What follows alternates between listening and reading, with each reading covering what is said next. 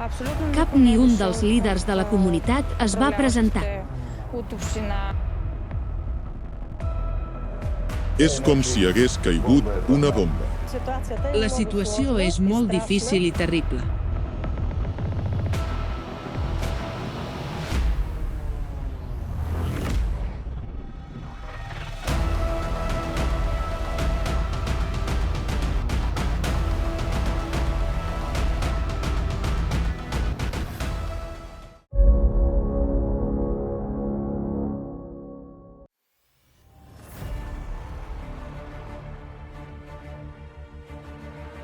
Les catàstrofes climàtiques estan agafant força i poden afectar tothom en qualsevol moment. El primer dia de la tardor del 2022 va provocar pluges inusualment intenses a algunes regions d'Europa. Bulgària. La nit del 2 de setembre, les fortes pluges van provocar un augment del nivell dels rius i, com a conseqüència, inundacions a molts parts del país. A causa d'un maramot d'uns 2 metres d'alçada, una dona gran es va ofegar a casa seva. L'alçada de les aigües de la corretja en alguns llocs arribava als 3 metres. La gent s'havia de refugiar als terrats. Desenes de residents van ser evacuats. Des del poble de Bogdan, bloquejat per les aigües de la inundació, la gent va ser rescatada amb helicòpters. Segons els residents locals, fa uns 40 anys que no hi ha hagut un xàfec i una riuada així. És com si hagués caigut una bomba. Mira, aquesta és la cuina on vivim. Els gats van entrar dins. Ho veus? Aquí és el llit on hem dormit. Així era abans de tot això.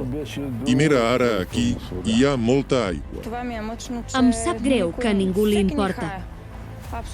Cap ni un dels líders de la comunitat es va presentar. La situació és molt difícil i terrible. No tinc paraules.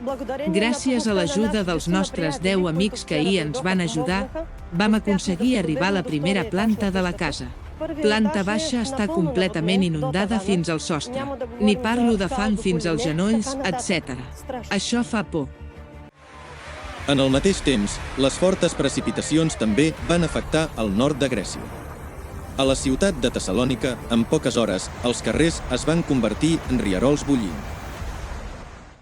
De sobte, en 5 minuts, va esclatar una tempesta i l'aigua va brollar de la part alta de la ciutat i va inundar les carreteres i parterres de flors que veieu.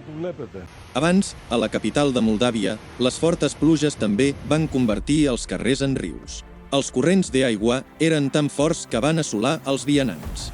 I en alguns trams de la carretera, la gent literalment va sortir flotant dels cotxes inundats.